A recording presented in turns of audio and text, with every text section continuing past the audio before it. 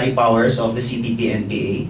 That's how powerful he was. And two, he was the leader of the CPP-NPA during the time when they were most powerful, because in 1986, they had over 20,000 troops. Over 20,000 troops. They started with around 800. Okay? Now, you know, they're around 3,000. I think they're around 2,500 to 3,000. Some of them are bandits, so it's very difficult to count. But anyway, according to Salas, he claimed guns and cash from Ninoy's Times Street home. This is according to Salas. And why does he know this? Because Salas says that before he became NPA Commander-in-Chief, before he became chairman of the CPP, he was the official liaison officer of the party with the Aquino family. So that's why he knows this, because he himself, he says, was claiming guns from the Aquino house in Times Street. He also says that it was Ninoy who facilitated the expansion of the NPA in Isabela via another Liberal Party member, Mayor Faustino D. And he also claims that Aquino cultivated ties with individual NPA commanders, i.e. Commander Pusa. And he says, for example, that he was very afraid that what Ninoy was trying to do was he was trying to create ties between himself and individual NPA commanders so that he could circumvent the hierarchy of the CPP. Para hindi niya kailangan sumunod sa CPP. So when Salas went there, he was very worried. He was like, Sir, kung magbibigay po kayo ng baril, idiretso niyo sa akin. Ay, bigay niyo sa akin, huwag niyo idiretso sa commander. Bakit? Bakit ganun yung mentality ni Salas? He was afraid that kung si Ninoy dumiretso sa mga individual commander, what would happen? Anyone? He was there all the time in Times Street because he was paranoid that Ninoy would create ties with individual NPA commanders. Why was he afraid? Because if he was not there, he wanted to be in the center. He was actually there, not Salas. Sorry? It was Ruben Tuason. Ruben Carubio Tuason, who is also Salas. Ruben Carubio Tuason was also part of this story, but that is the season story. No. So Carubio With Ninoy together. Carubio worked in Hacienda Luisita. Carubio would also become a member of the Central Committee of the NPA, one step ahead of you. He actually, according to Salas, was talking to Ninoy before the bombing of Plaza Miranda. Now this is all conjecture, but definitely Carubio is part of the story. But that is the season story. What Salas will admit is that dalawa sila ni Carubio. Sir, that is not mutually exclusive. You can have Carubio as a representative of the CPP, but the CPP doesn't only have to have one representative, ba? So pwedeng dalawa.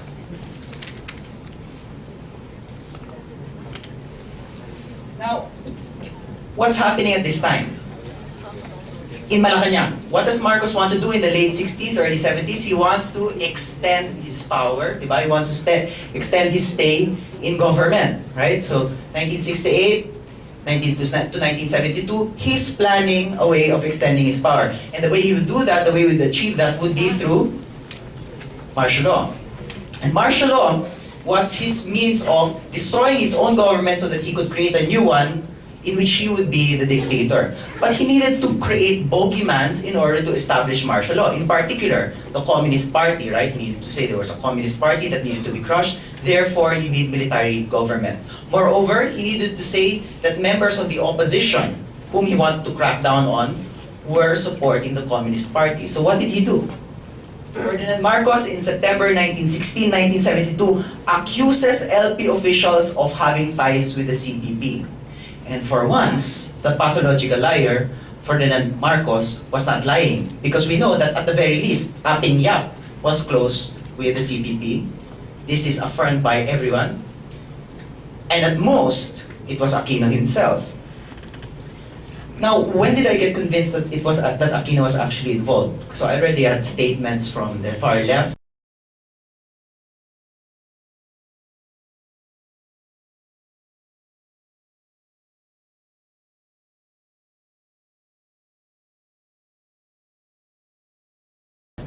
What I needed was verification from a source that had a different ideological agenda. And what organization had a more different ideological agenda from the CPP than their arch nemesis, the US Embassy? So this is what I found in the National Library.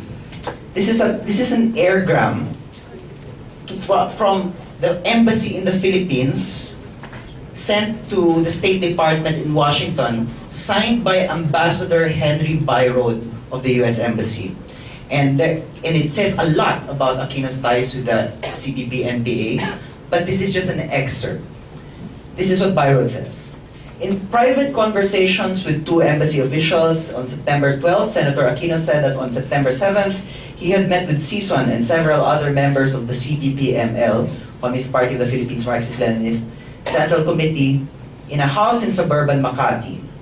At the meeting, he was presented with a proposal to join a broad opposition front, including part of the Liberal Party, the CPP, and other radical groups. He did, however, agree to provide the CPP-ML with statement of program and principles on which he invited their comments with view of establishing basis for possible future cooperation.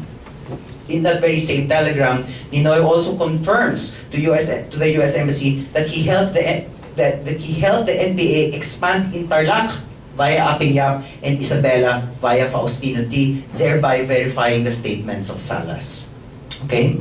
And the proposal of Sison to Ninoy at that time was a government in the hills, which Ninoy would head, and the coalition would have included the CPP, a left-wing faction of the Liberal Party, and the old Partido Comunista ng Pilipinas. In case there is any doubt, there's the aircam. Verified. Okay? Aquino and the CPP during martial law. Now here are the facts. Here's what we know. Okay? Here's what we know. Aquino was in jail or in exile from 1972 onwards. So either he was in, Fort Bonifacio, he's now part of Makati, or he was in Boston. And that's where, he was with Boston in his family. At this time also, during martial law, the CPP-NPA, both legally and illegally, was expanding rapidly under the leadership of Salas. So I said, the growth of the NPA to 20,000 troops. Let's not even begin to talk about the front organizations like Bagong Alyansa Makabayan, Kabataang Makabayan. By the way, there's a Voldemort problem in Philippine communism. We never call communist organizations.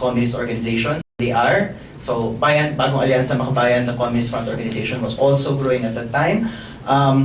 Why do I say Voldemort? It's like, he who must not be named, you never say it. So in the media, you go, when you refer to a communist organization, you say, not them. You say RA. You really mean the Communist Party of the Philippines. So anyway, the Communist Party was expanding at the time, both legally and illegally. The old opposition was weakened, practically destroyed by Marcos. They were engaged, some of them were engaged in bombings within the Light of Fire movement. They were called the bourgeois bombers. But from the perspective of the communists, they were disorganized compared to them. But of course, the communists will call everyone else disorganized all the time. That's their thing. And then number 4, Aquino needed operators while he was in Boston. You can only do much while you're abroad.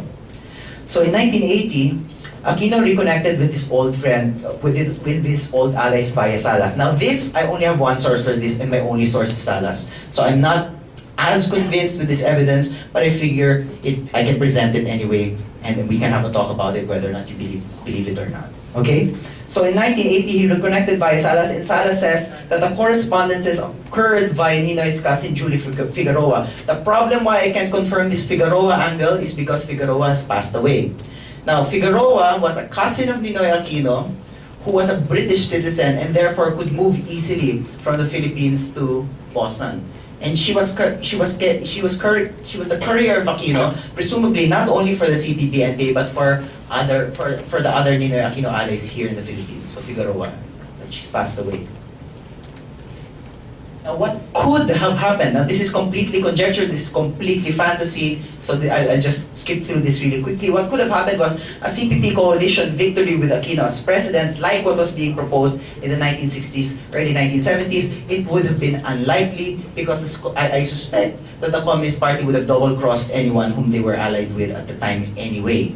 And that the people who were allying with them would be too cautious of them to begin with. So, but anyway. Would it have been possible? I'm not sure, but the CPP sure did. The CIA sure did.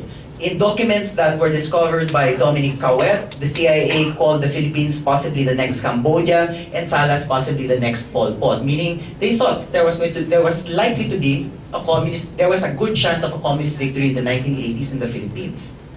Why? 20,000 troops. And I asked Salas, what made you think that you would win? Well, sabi niya ganito lang kasimple yan. I had 20,000 troops. A lot of them were in northern Luzon.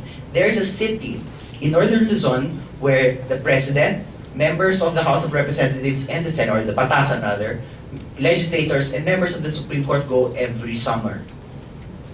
It only has 4 exits. What's that place? Baguio.